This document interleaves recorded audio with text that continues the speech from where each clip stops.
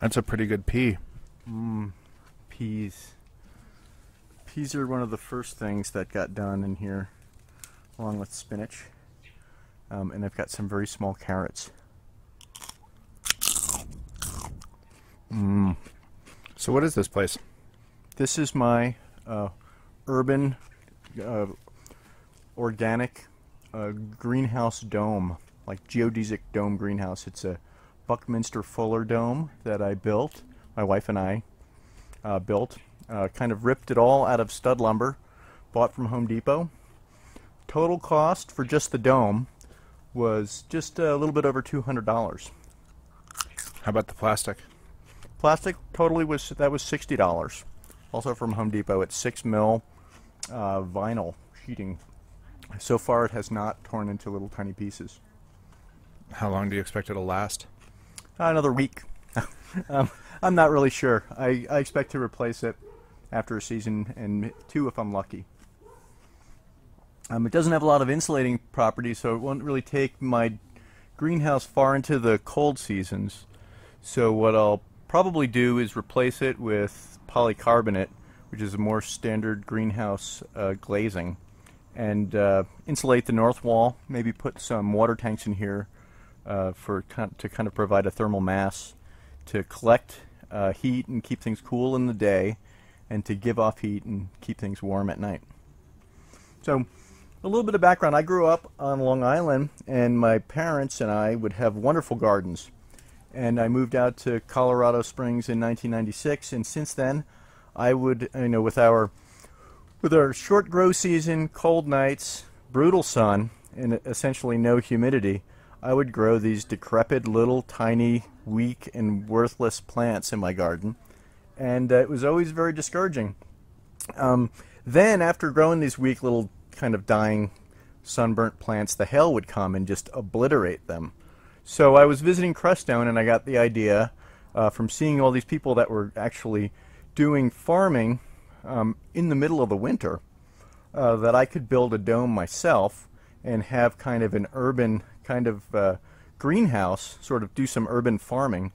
And it's turned out far better than Jenny or I ever imagined. It's been pretty spectacular. So just having the dome with one sheet of plastic, and I'm looking around in here, and you have a gigantic bounty of crop.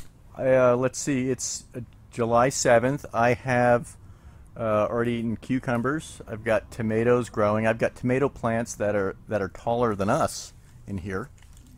I've got eggplant that's far along the way. Carrots. Have you harvested carrots? Just a little tiny baby one. And so we've got lots of salad greens, some stuff that grows fairly quickly. Lots of tomatoes, cucumbers. I've got about 7 varieties of peppers, cabbage, Brussels sprouts, honeydew melons, cantaloupes.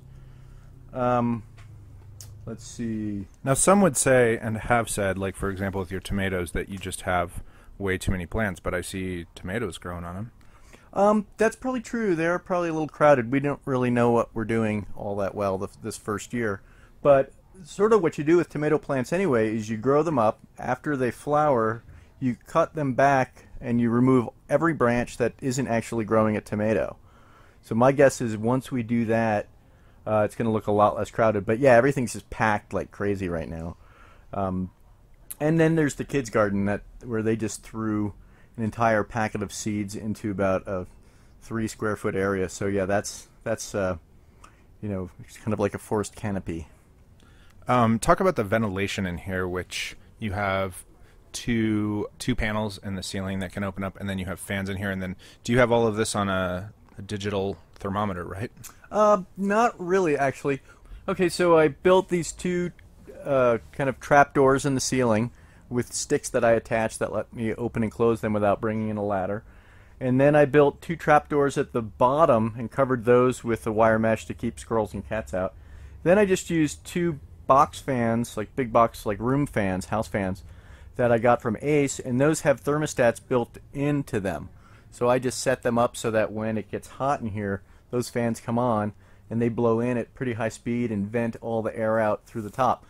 When the sun is up, it gets pretty warm in here, It probably can run up to maybe 7 degrees warmer than outside with the fans running. But if it wasn't for the fans, everything in here I think would cook in a couple of hours.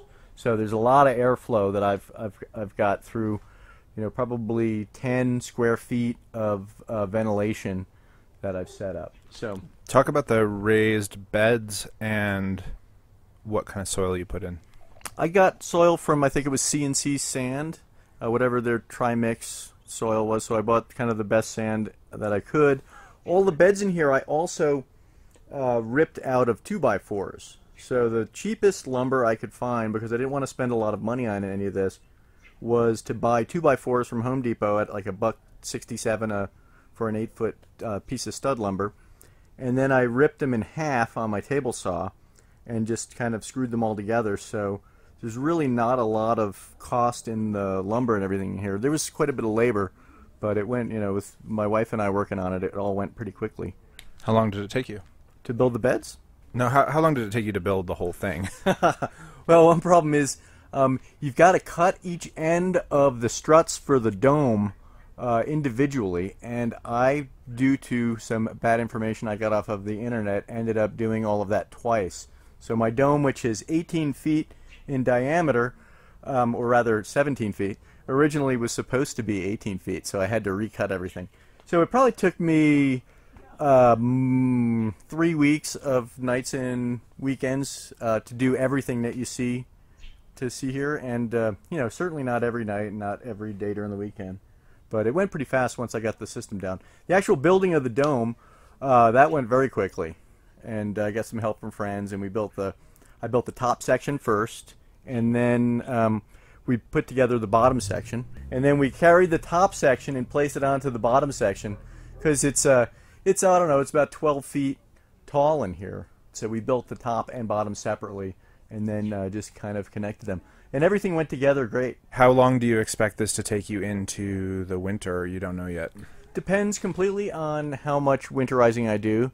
And the R value of just a sheet of vinyl isn't very good at all. So if I was to go through some of the motions to try and insulate things, make the north wall solid, which doesn't actually receive any sunlight, and then replace the vinyl with something like multi-layer polycarbonate greenhouse glazing, I potentially could garden in here all year round.